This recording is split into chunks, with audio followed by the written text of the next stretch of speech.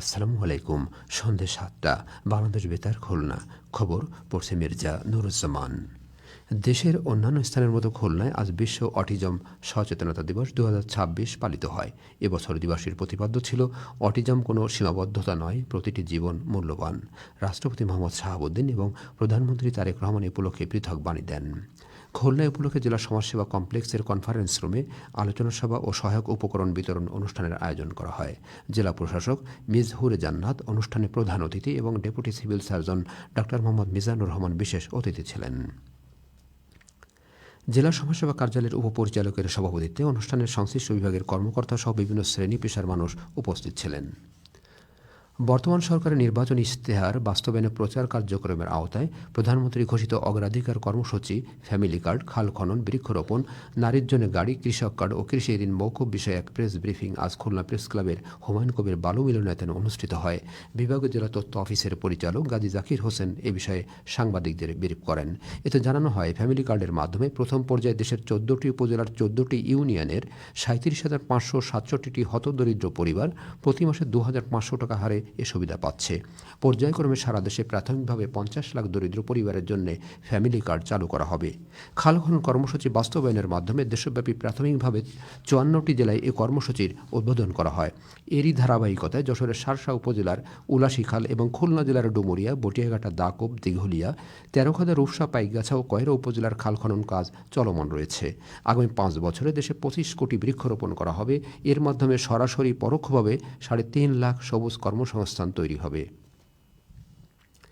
এতে আরও জানানো হয়, প্রত্যেক কৃষক কার্ডের মাধ্যমে বার্ষিক ২,৫০০ টাকা নগদ সুবিধা পাবেন। ভূমিহীন ও প্রান্তিক কৃষকরা ভর্তুকি, সহজ লোন, বীজ ও সারসহ ১০ ধরনের বিশেষ সুবিধা পাবেন। আগামীতে দেশের ১৬৫ লাখ কৃষক এই কার্ডের আওতায় আসবে। বিভাগীয় জেলা তথ্য অফিসের উপপরিচালক মোহাম্মদ ইব্রাহিম আল মামুন সরকারের নির্বাচনী ইশতেহার বাস্তবায়ন বিষয়ে ধারণাপত্র উপস্থাপন করেন। খুলনা প্রেস ক্লাবের সভাপতি মোস্তফা সারোয়ার ও সাধারণ সম্পাদক মোহাম্মদ তরিকুল ইসলাম, বিভিন্ন প্রিন্ট ও ইলেকট্রনিক মিডিয়ার সাংবাদিকগণ এ সময় উপস্থিত ছিলেন। বিভাগীয় জেলা তথ্য অফিস এর আয়োজন করে। এছাড়া অনুরূপ প্রেস ব্রিফিং আজ বাগেরহাট, ঝিনাইদহ, মাগুরা, চুয়াডাঙ্গা ও মেহেরপুরে একযোগে আয়োজন করা হয়। প্রধানমন্ত্রী তারেক রহমান মানবিক, অন্তর্ভুক্তিমূলক ও জবাবদিহিমূলক রাষ্ট্র বিনির্মাণে উই হ্যাভ এ প্ল্যান এর আলোকে নির্বাচনী অঙ্গীকার বা প্রতিশ্রুতি ঘোষণা করেন, যা বাস্তবায়নের কাজ দ্রুত এগিয়ে চলেছে। এবারে এর উপর শুনুন আমাদের মাগুরা জেলা সংবাদদাতার পাঠানো একটি প্রতিবেদন। বাংলাদেশ জাতীয়তাবাদী দল বিএনপির চেয়ারম্যান ও প্রধানমন্ত্রী তারেক রহমান মানবিক, অন্তর্ভুক্তিমূলক ও জবাবদিহিমূলক রাষ্ট্র বিনির্মাণে উই হ্যাভ এ প্ল্যান এর আলোকে নির্বাচনী অঙ্গীকার বা প্রতিশ্রুতি ঘোষণা করেন, যা বাস্তবায়নের কাজ দ্রুত এগিয়ে চলেছে। এ প্রসঙ্গে মাগুরা জেলা তথ্য কর্মকর্তা পাবেল দাস বলেন, সেটি হচ্ছে করব কাজ, করব দেশ, সবার আগে বাংলাদেশ। আমরা এই দর্শনের ভিত্তিতে উই হ্যাভ এ প্ল্যানের আলোকে মানবিক ও অন্তর্ভুক্তিমূলক, জবাবদিহিতামূলক রাষ্ট্র বিনির্মাণে নির্বাচনী অঙ্গীকার ও প্রতিশ্রুতি ঘোষণা করা হয়। তারই ধারাবাহিকতায় আমাদের এই ফ্যামিলি কার্ডের বিষয়টি এখানে উল্লেখ রয়েছে। ফ্যামিলি কার্ড হলো বর্তমান সরকারের একটি ডিজিটাল সামাজিক নিরাপত্তা কর্মসূচির আওতায় প্রবর্তিত স্মার্ট কার্ড। আগামী ৫ বছরে সারা দেশে ২০,০০০ কিলোমিটার নদী খাল খনন কর্মসূচি, ফ্যামিলি কার্ড, বৃক্ষরোপণ ও পরিবেশ সংরক্ষণ, নারীর জন্য গাড়ি, কৃষি ঋণ মওকুফ সহ নির্বাচনী ইশতেহার বাস্তবায়নের কাজ এগিয়ে চলেছে। এ প্রসঙ্গে মাগুরার জেলা প্রশাসক মোহাম্মদ আবদুল্লাহ আল মাহমুদ বলেন, আমরা আগে ফোরকাস্ট না করে আমরা মৌলিক ডাটা নিয়ে কাজ করি।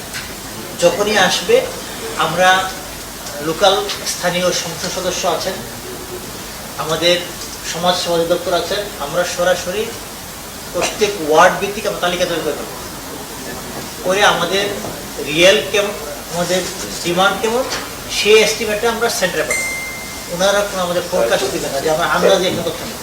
ইতিমধ্যে মাগুরা জেলা তথ্য অফিস নির্বাচনী ইশতেহার বাস্তবায়নে ১৬২টি চলচ্চিত্র প্রদর্শনী, ৪৭টি সড়ক প্রচার, ৬০টি উঠান বৈঠক, কমিউনিটি সভা, ২টি নারী সমাবেশ ও ৪৫টি অনলাইন কন্টেন্টস প্রচার ও অগ্রাধিকারমূলক কর্মসূচির উদ্বোধন অনুষ্ঠান লাইভ প্রচার বাস্তবায়ন করেছে। মোহাম্মদ আরাফাত হোসেন, বাংলাদেশ বেতার, খুলনা। সবশেষে আবহাওয়া।